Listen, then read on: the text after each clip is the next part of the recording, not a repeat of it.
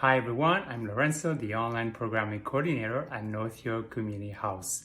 North York Community House is a neighborhood center that has been working with newcomers and residents in the North York area of Toronto for 30 years. We offer a wide variety of programs to help children, youth, adults, and seniors to settle, thrive, and belong in their new lives in Canada. This is our new video series called Wellness Resiliency. In this video, we're going to chat with Morena, one of our wellness ambassadors, about how to provide support to a friend who is grieving. Let's go.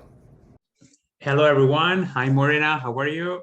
Good. How are you? I'm good. So this is our second video on grief. In the first video, we talk about the timeline. And in this video, we're going to talk about support. So, Morena, a grieving person might be told, feel free to reach out if you need anything, right?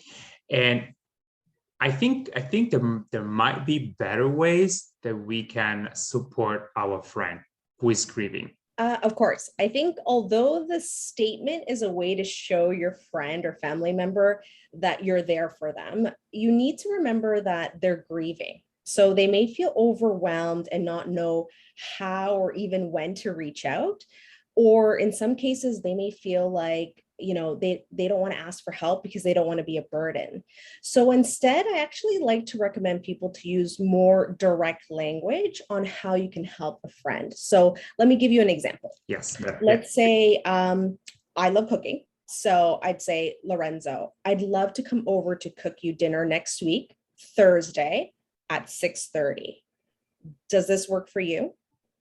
And is this something you're comfortable with? If not, is there another way I can support you? So you want to be you might want to be specific. Thursday, 6:30. Yes. So again, you're using that specific language. So you're taking the guesswork away from your friend on how you can support them when you're available. So essentially what you're doing is you're asking for permission around what does support look like for your friend. And by doing this, you're actually respecting their boundaries. In many cases, with all good intent, we automatically go into this problem solving mode and we start organizing and planning to take over in an uncomfortable situation because we want to help our friend in need.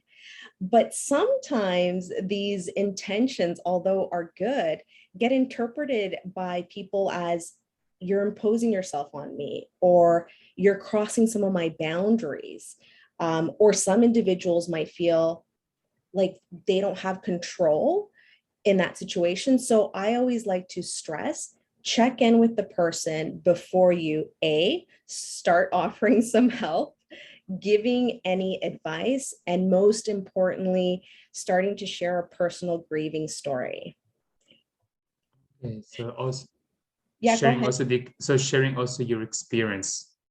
Yes. I'm happy that you kind of like talked about that because when we are trying to relate or empathize with a friend, we kind of want to share a story and say, I've been there. I know what you're going through. However, sharing a personal grieving story at that time may not be appropriate.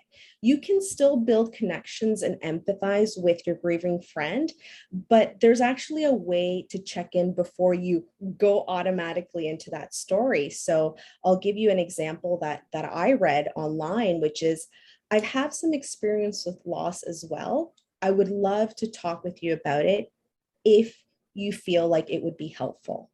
So again, by doing that check-in with your grieving friend, you're giving them the opportunity to control and assess, do I need this right now or not? So as humans, we always want to help and support and allow people to kind of like take away that pain, but we don't always need to fix it. It's actually something that we cannot do.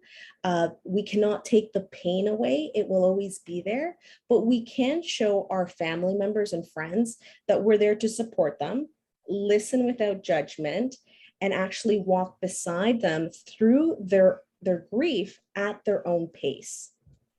Yeah, something that you mentioned was to get rid of the guesswork. So if you need Yes. anything, I have no idea what I need right now. Are you asking me what I need? So that's why I think the example of cooking, I Mhm. think it was a great example. Of course. So that I don't have to think about it. And you mentioned fixing. That's something that you also said in our previous video. Yep. There's nothing to fix. And problem solving, we always think about, okay, there is a problem, we need to solve it. Exactly. Yeah. Okay. Morena, would you like to add anything else?